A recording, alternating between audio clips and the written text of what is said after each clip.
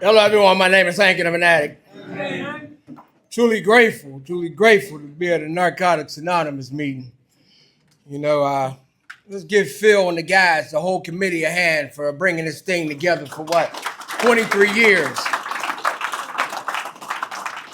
You know, one thing I know for sure, when you're doing service work and you got a whole bunch of personalities clashing together, sometimes it's hard to deal with each other.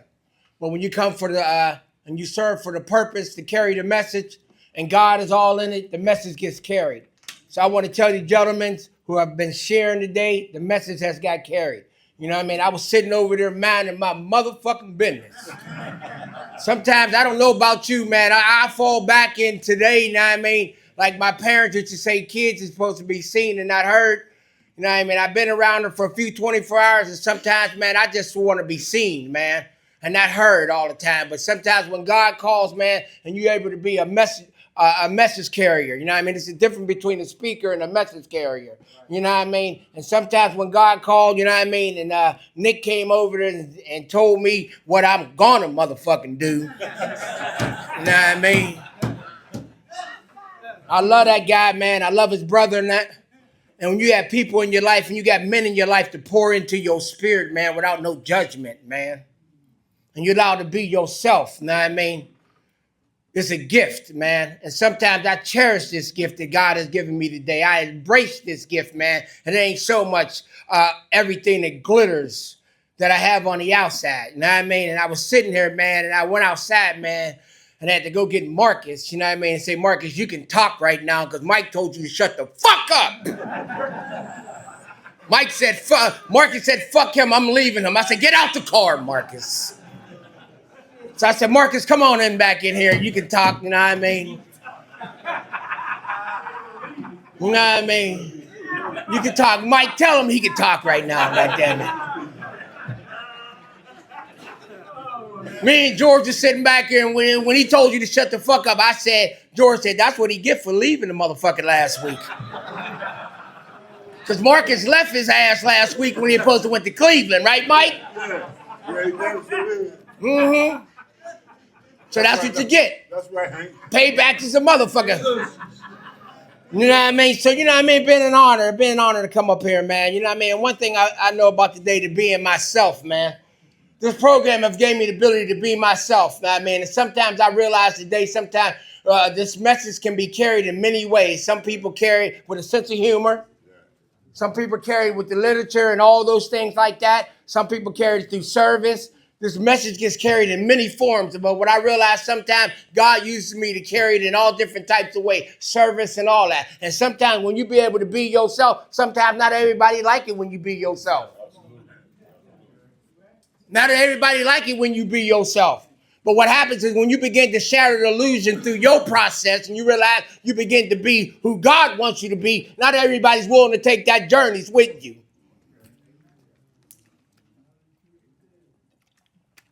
So he gave me the topic. My words is all fucked up today. That's why I was over there minding my business. God damn. He gave me that topic. Not everything, all the glitters and gold, what? Ain't shot. This motherfucker don't know it. He's saying all the words, all. But one thing about it, let me go here. One of the things is that I realize sometimes that as a result of coming here and realizing that I got to continue to keep coming here to realize that I got to shatter the illusion of self. I can no longer perpetrate, you know what I mean? And what I realized, me and my sponsor was talking this morning, and we was talking about living the American dream. And one of the things about when you begin to get here, you begin to live the American dream. You begin to get the house, the cars, and all that stuff, and realize sometimes you begin to try to catch up instead of catching on. And you realize that you want to buy all this shit and get all this shit like that. And the more you continue to keep coming back and the more you keep aging in this process, you begin to realize that it ain't nothing but shit. That's it, Hank. You begin to realize where the true value lies in with being yourself and your spiritual condition.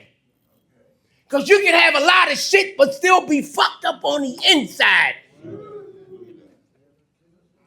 What I I can no longer want to hide behind the literature, hide behind a lot of quotes and all that good stuff like that. I come to realize the proof of your recovery ain't about what you say and how you share. It's about how you live. I can bedazzle you with a whole bunch of words up here and all that stuff like that, and I can still leave out of here like a maniac. And I still can go home and be the low self-esteem, low self-worth little kid with 31 years clean as a husband. That's why I need the inside work to prove in the way that I live and the way that I talk. I don't know about you. I'm still trying to catch up with my motherfucking sharing. I shared so goddamn much, but guess what? My living wasn't matching up with my sharing. Most of us share better way than we live any goddamn way. Shut the fuck up, Marcus.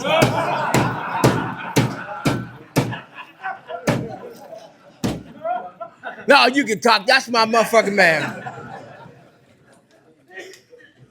So I come around, God bring me around the program of Narcotics Anonymous, the fellowship of Narcotics Anonymous, and I begin to try to buy everything and look good. I got so much stuff at home, man. So much stuff, so many shoes, clothes, and all that stuff like that, that I realize it don't bring no value to me today, man. Don't bring no value.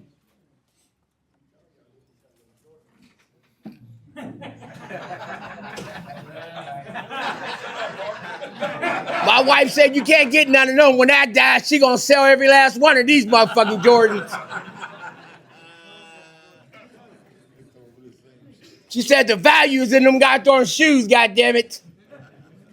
Because at one time I put more value in the shoes and what I look like than what I felt like. See, what I realized, there's levels of processes that you continue to grow around here, and your value systems begin to change. See, my values was more on the outside instead of on the inside of growing up, but I still was a little boy, and what I really wanted was to be a responsible, productive member of society. I'm talking about God. God always gave me what I wanted, but sometimes I wasn't prepared for it yet. I want a grown woman, but goddammit, I still want to be a little goddammit boy.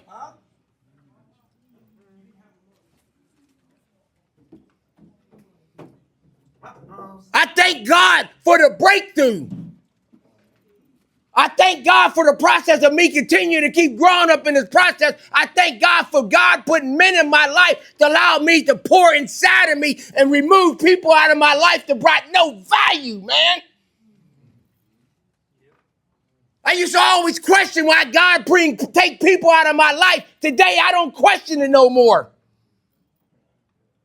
Because he put the right set of men in my life to encourage me to do better. I got a sponsor to encourage me to do better. Not hang around a fellowship and try to control the fellowship of Narcotics Anonymous, but I could only control my own life.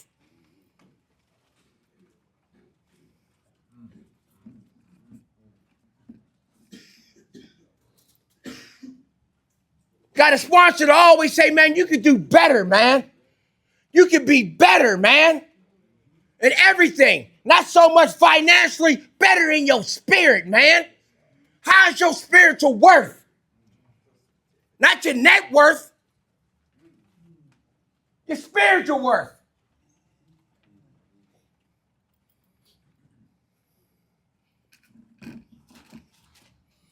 So I was sitting at home last week, man. And y'all know the story years ago, man. Years ago, I stepped outside my marriage and all that stuff like that and took a spiritual ass whooping. Took a spiritual ass whooping. I sat around this goddamn fellowship, man, and I suffered, man. I suffered silently.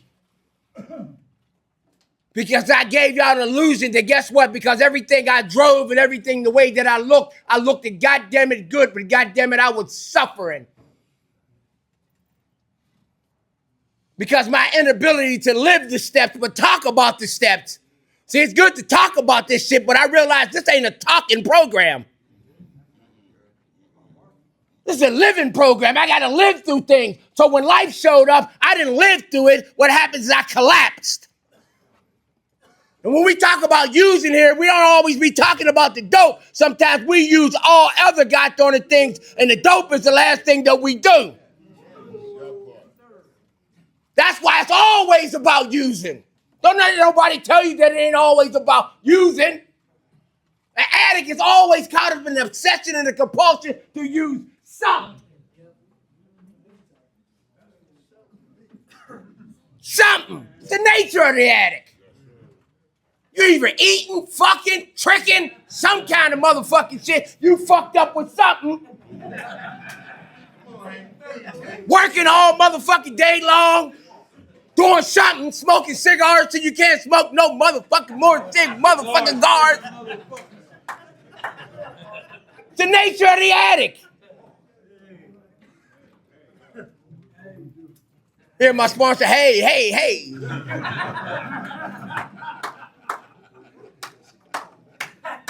So when life showed up, man, and asked me to be responsible, I collapsed, man. Because I was looking like I was recovering. You ever look like you're recovering? It's like going to the basketball court and you pick 5 motherfuckers, right? The best motherfucker don't got the best shoes on, but you pick the motherfucker that got the whole Jordan motherfucking outfit on. I want him. Then you start playing and the motherfucker is a total fucking bum. Because he looked like he could fucking hoop. So sometimes we think when a motherfucker pull up in a Mercedes Benz, got the nice looking girl, big ass gold chain, the motherfucker said the bigger the chain, the sicker the motherfucker.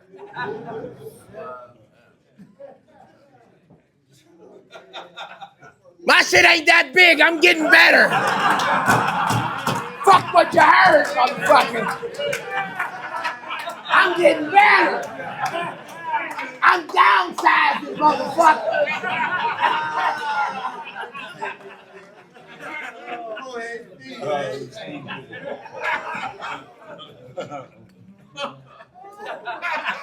So all that shit that I got him looking good and all that stuff like that, and when life showed up, motherfucker, I collapsed, man.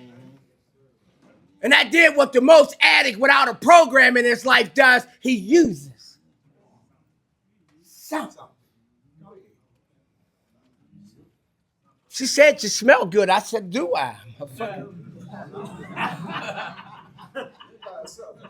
When obsession and compulsion and opportunity meets each other and you ain't got no program and you full of anger, resentment, and all those things like that, and you ain't got a program and you holding secrets and all that shit like that, and you ain't talking to men and letting people into your life and shit like that, you gonna use something.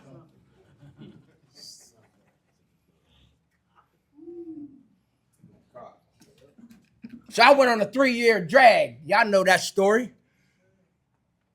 3-year drag, holding secrets and all that shit like that, and sitting in the Fellowship of Narcotics Anonymous, suffering like a motherfucker, holding secrets from my sponsor and all that shit like that.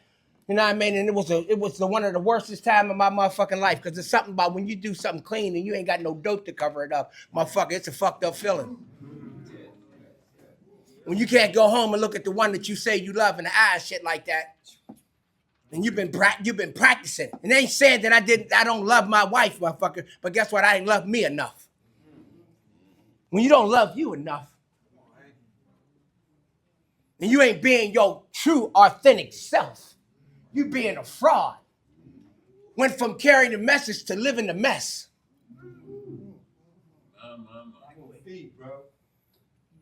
Living the mess. Like that. What I know about the disease of addiction, they'll cut you off from the sharing experience. All that good shit that you share with your sponsees, just hang in there, don't worry about it, relationship is okay. Them motherfuckers that come to me and say, Hank, what do you think about this relationship? I would go,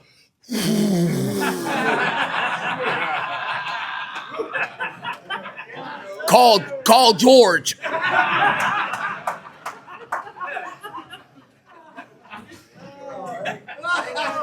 Don't leave 5 minutes before the miracle. Because it didn't cut me off, man. It didn't isolate me. That's how the disease does, man. So I've learned how to continue through that process, man, of getting my ass tore out the frame of that. See, what I learned about experiences, sometimes God gives you the opportunity to experience some of the pain that you cause other people in your life, and it don't feel good when the rabbit got you. Don't feel good when the rabbit got the gun. When your nasty ass is over there trying to get some slick shit and sticky shit and all goddamn other kind of places and all that shit and all that stuff and hiding and sneaking and all that shit like that. But it ain't no fun when your significant other got to take. It's her turn to go do some shit. Can you handle that? Can you handle that, man? Are you good enough to still stay even though she stayed? We're talking about some inside work now. Can you think about the nasty shit that you done and think about another motherfucker doing it to the one that you lay with that you say you love? Come on, shit. Go ahead, share, man. On the share, Nate. It's a men's meeting. What's up? Motherfuckers quiet like a motherfucker now. I ain't quiet. We married. Go ahead, share that shit, man.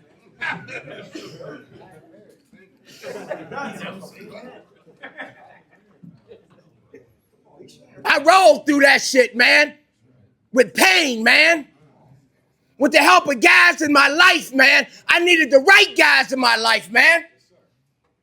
You need the right fit men in your life that's gonna walk you through shit like that. Because when men ain't got no integrity and they living like a little boy, they'll tell you some dumb shit like that. Fuck that bitch. Yeah, that part. Fuck that bitch. She ain't shit. When you function off little boy shit. But when you got men in your life that hold you accountable for your behavior and allow you to take a look at the damage that you caused, but now you want to run now when the shit hits the fan with you. I had a sponsor that said, guess what? I'm going to ride with you no matter what because I love you. Just because you made a bad decision don't define who you are today. And he rode with me. I got guys that rode with me, man. I don't put myself on a pedestal. The Fellowship of Narcotics Anonymous put people on pedestals. It's my job to knock my ass off. To come and expose to y'all some of my shortcomings. How I let the disease of addiction drag me once again, man, to expose. That's how we get better. Most of us is always looking at a different piece of ass. You need to understand this. It was easy sliding into that motherfucking shit, but it was hell coming the fuck out. It was some grown-up stuff that I had to do. Not little boy stuff no more. And it took years to get better, man. I'm on the other side of this, but sometimes moments, the disease always resurfaces. It don't say some of the time, it says it's always resurfaced.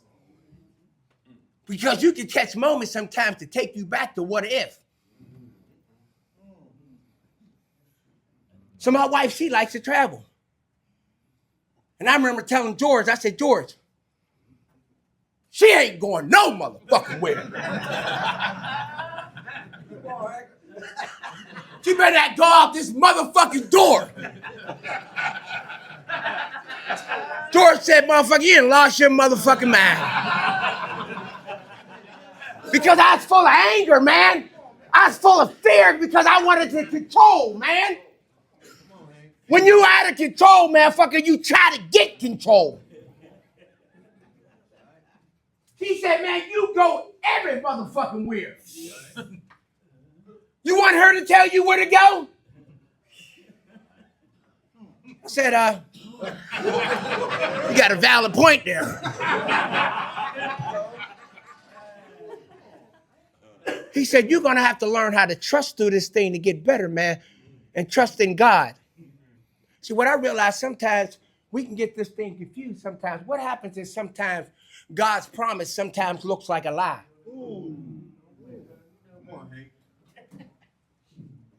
Sometimes God's promise sometimes looks like a lie.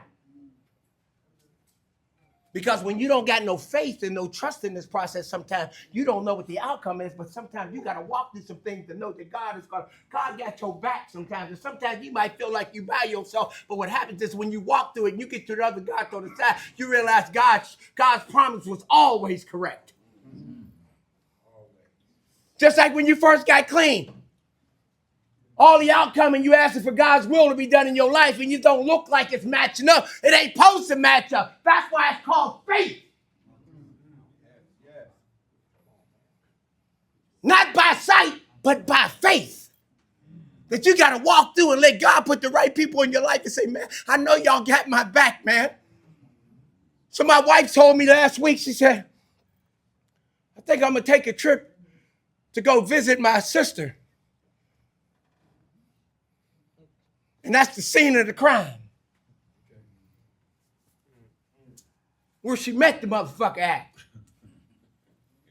And when she said it, I'm going to go take a trip where my sister's ashes is and visit her. Are you okay with that? You know, when you ain't comfortable, I don't know about you, when I ain't comfortable with shit, I repeat shit. I don't know about you. She would ask me questions like sometimes, where you going? Where I'm going.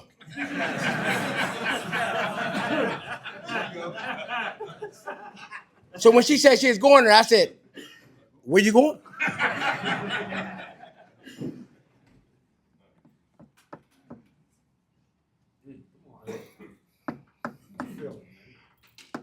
And what I realized, man, when you got faith, man, and all the shit outside don't matter no motherfucking more, and you realize your character is growing and your faith is growing, man. I looked at my wife, I said, you know what? I realized today, God gave her to me, and if she want to go, I cannot keep her. I love her that goddamn much, man. And I said, go. Have a nice time, and tell your sister I said hi. And I sat back and she left. And the Z said, you dumb motherfucker.